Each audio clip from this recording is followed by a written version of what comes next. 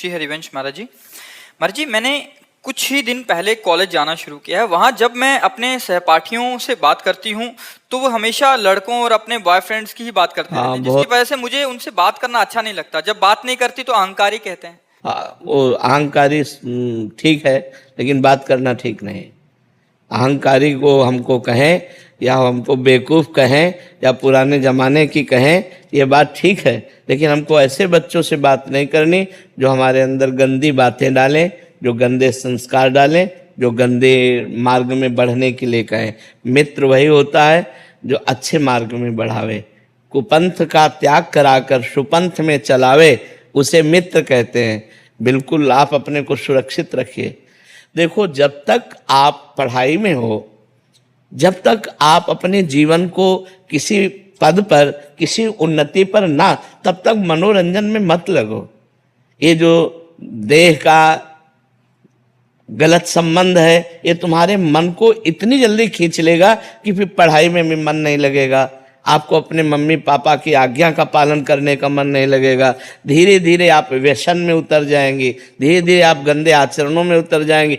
तो जो आप हमारे देश में आकर के कोई उन्नति करने वाली थी, वो आपसे नहीं फिर हो पाएगी। देखो, हमारे देश में आजकल माताओं बहनों का बहुत बड़ा स्थान है। राष्ट्रपति भी हमारे देश की देवी ही है। तो ऐसा नहीं कि बच्चियां, देखो बच्चियां जाकर बॉर्डर में राइफल गन लिए हुए गोली खाने के लिए तैयार है। कभी भी कहीं से भी गोली आ सकती है, लेकिन हमारी बच्चियों में कोई कमी, वो पूरे। पर अगर हम स्कूल पीरियड में ही अपने मन को विभाजित कर देंगे व्यसन में, व्यभिचार में, ये गंदी बातों में, तो हम आगे उन्नति कैसे प्राप्त कर पाएंगे? अभी हम बच्चे हैं। जब आप बॉयफ्रेंड बनाओगे, जब आप गलत विचारों में फंसोगे, तो एक दूसरे के विचारों का आकर्षण होगा और वो तुम्हारे चिंतन पर दबाव डालेगा, चाहे वो कामासक्त करके, चाहे वो काम क्रीड़ा के बाद का दबाव। वो दबाव आपको धीरे धीरे व्यसन की तरफ ले जाएगा और व्यसन का दबाव पतन की तरफ ले जाएगा।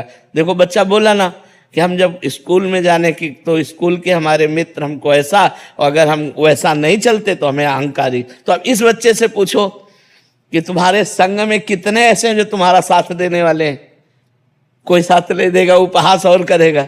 हमारे परिवार हो, हम आपको सुधारने के लिए प्रेरणा करते हैं कि आप ऐसे आचरणों से यदि युक्त रहेंगे तो आध्यात्मिक और आधुनिक दोनों उन्नतियां आपके पतन की तरफ चली जाएंगी। अगर आप संयम से रहेंगे तो आप आधुनिक और आध्यात्मिक दोनों उन्नति को प्राप्त हो सकते हैं।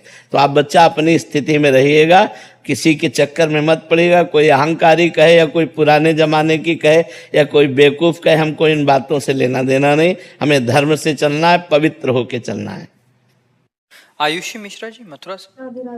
राधे राधे महाराज जी। महाराज जी, मैं भगवान हनुमान जी को इष्ट मानती हूँ एवं सीताराम जी का जप करती हूँ, परंतु मुझे कृष्ण भगवान और दुर्गा माता से भी प्रेम है। देखो, अभी प्रेम नहीं है, बात समझो।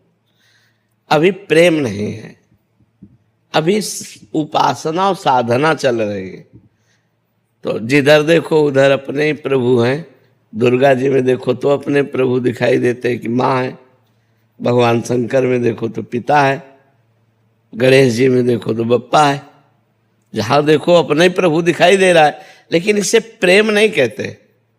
ये उपासना है, भक्ति है, लेकिन जब प्रेम आएगा वो एक में होगा। प्रेम गलियति सांकरी तामे दोनों समाए, फिर एक में होगा। हमारी जबान कट जाए अगर दूसरा नाम निकले, रसना कटो जो अन रटो, निरख अन फुटो नैन, श्रवण फुटो जो अन सुनो, श्री राधा जस बहन। देखो, उद्धव जी समझाने आए गोपी को कि श्री कृष्ण ब्रह्म है, आत्मा है, वो कभी तुमसे बिलग हो ही नहीं सकते। तो गोपी जन कहती, उद्धव मन न भय 10-20, अब एक हो तो सो गयो श्याम पे, अब को आराधे इस। एक मन था, वो श्याम सुंदर ने चुरा लिया। अब तुम ये ब्रह्म ज्ञान कह रहे हो, कौन तुम्हारा ब्रह्म ज्ञान सुने? तुम किसी और को सुनाओ जाकर। नाहिन रहो हियमा ठौर, नंद नंदन अछत वानी को। जब नंद नंदन हमारे हृदय में विराजमान, अब जगह नहीं रह गई तुम्हारे ज्ञान सुनने की, तुम्हारे ज्ञान सुनने की अब जगह नहीं रह गई। इसे कहते हैं प्रेम। श्री कृष्ण प्रेम, राम प्रेम, शिव प्रेम, वही एक परमात्मा है। पर जब प्रेम होगा तो फिर दो नहीं, फिर एक में होता है। जैसे भगवती अम्बा पार्वती जी भगवान शिव के लिए तपस्या कर रहे हैं, तो सप्त ऋषिजन आते हैं, पूछते हैं कि देवी आप किस लिए इतनी कठोर तपस्या कर रहे हैं? सूखा बिल्व पत्र खा के, सूखा बिल्व पत्र एक ऐसे पाके तपस्या करते थे। अपर्णा नाम पड़ा तभी माता जी का। तो उन्होंने कहा भगवान शंकर को पति रूप में प्राप्त करने, न मकान है, न ऐश्वर्य है, न वैभव, चिता की भस्म लगाते हैं, बरगद के नीचे रहते, ऐसे वर्णन करने लगे क्योंकि उनको परीक्षा लेनी थी। हम तुम्हें ऐसा दूल्हा दिलाते हैं जो त्रिभुवन पति है, भगवान श्री हरि। तो माता जी ने क्या कहा था? माता जी ने कहा महादेव अवगुण भवन और विष्णु सकल गुण खान। माना आपकी बात, लेकिन जही कर मन जही सन रमय ते ही सन काम। कोटि जन्म लग रगर हमारी बरऊ शंभु न तरह कुमारी। करोड़ जन्मों तक मैं जन्मूंगी और हर जन्म तपस्या करूंगी और यही मांगू कि भगवान शिव हमारे पति हो।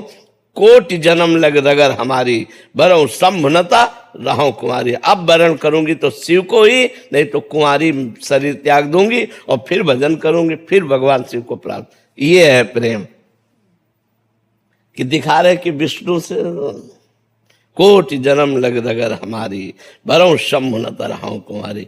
तो जब प्रेम आएगा वो एक में हो जाता है, और जब तक प्रेम नहीं आता तब तक साधना होती है। और साधना में सब होता है, हनुमान जी, राम जी, सीता जी, श्याम जी, कृष्ण जी, मतलब विविध प्रकार। आप देखो घर में पूरे सब देवता मिलेंगे नहीं मिलेंगे, लेकिन जब प्रेम की उपासना आएगी तब उसमें एक हो जाता है, समिट जाता है। समिटे सो आशिक फैले सो जमाना, वो समिट जाता है प्रेम में।